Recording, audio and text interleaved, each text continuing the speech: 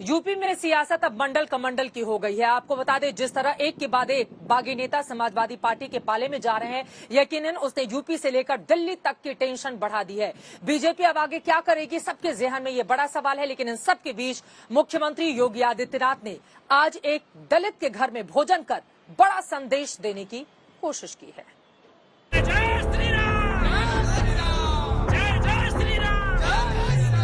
Bharatiya Janata party को छोड़कर Samajwadi party में प्रमुख नेतागण आए हैं। जातीय समीकरण तय करता है यूपी की गद्दी। जातीय समीकरण तय करता है सूबे का मुख्यमंत्री। विकास, रोजगार और अपराध जैसे मुद्दे अक्सर फीके लगने लगते हैं। बीजेपी हिंदुत्व के मुद्दे के साथ मैदान पर थी, लेकिन यूपी में सियासी खेल अब खुलकर मंडल कमंडल का हो गया। तो एक तस्वीर गोरखपुर से आई, जहां योगी आदित्यनाथ दलित परिवार के घर मकर संक्रांति के दिन भोजन करने पहुंचे। इन तस्वीरों में संदेश सबका साथ सबका विकास का था। इन तस्वीरों में संदेश बागियों के उस हमले पर था जो बीजेपी पर पिछड़ों के साथ भेदभाव का आरोप लगा रही है। मकर संक्रांति के अवसर पर अपने इस अनुसूचित जाति के कार्यकर्ता से अमृतलाल भारती और उनके सभी परिवारजनों को हृदय से धन्यवाद देता हूं, जिन्होंने मुझे खिचड़ी सह भोज पर अपने घर में आमंत्रित किया। और वे लगातार यहां पे विभिन्न सामाजिक मुद्दों पर कार्य करते रहे हैं। विकास के मुद्दों पर यहां पर लगातार आवाज उठाते रहे हैं। इस समता भोज में, खिचड़ी भोज जो समता भोज भी है, बाबा साहब के उस संदेश को जन जन तक पहुंचाने के इस अभियान के हिस्से के तहत कार्यक्रम आज संपन्न हुआ है।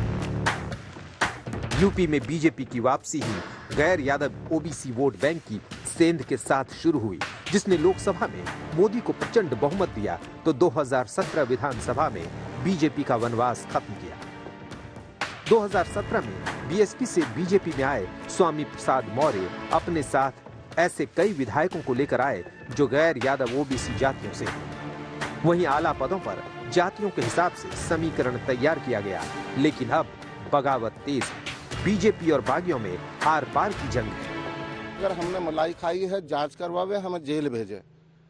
रही बात, हमने बार बार अलग अलग प्लेटफार्म पर, सरकार के प्लेटफार्म पर और संगठन के प्लेटफार्म पर हम सभी लोगों ने इसका ऐतराज किया, इसका विरोध किया कि दलित पिछड़ों की उपेक्षा हो रही है, आरक्षण पर कुठाराघात हो रहा है। बाबा साहब के संविधान को पूरे तरीके से तहस नहस करने का एक प्लान है, इससे रोकिएगा, नहीं तो ये पिछड़ा और दलित वर्ग के लोग पार्टी छोड़ने को मजबूर होंगे। 5 साल तो मलाई तुम खा रहे थे, 5 साल आपको कोई याद नहीं आई। कैबिनेट की जो कमेटियां बैठी थी उसमें आपने कभी आवाज नहीं उठाई। एक दफे बता दें कि आपने उसका विरोध किया। आप तो टेबल थपथपाते थे, भाषणों में आप बोलते थे, योजनाओं जब लाभार्थियों को योजनाओं का फायदा देते थे तो चाबियां आप पहुंचाते थे, सर्टिफिकेट आप देते थे। तो फिर ये 5 साल बाद कारण क्या है, वो कारण तो हमें बता दो। बीजेपी हिंदुत्व के मुद्दे के साथ मैदान पर थी, जिस पर अब मंडल कमंडल की राजनीति हावी होती दिख रही है।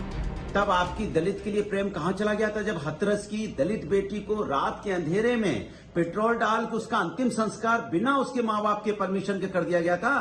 तब तो आपको दलितों की याद नहीं आई, तब तो आप चुप रहे, मौन रहे, धृतराष्ट्र बने देखते रहे। आज चूंकि चुनाव आ गया है, आपको लगता है कि चलो वोट की फसल काटनी है तो फोटो खिंचवाने जाके दलित के यहाँ खाना खा के, लेकिन 5 साल तक आपने दलितों पे जो अन्याय हुआ है वो भूला नहीं है।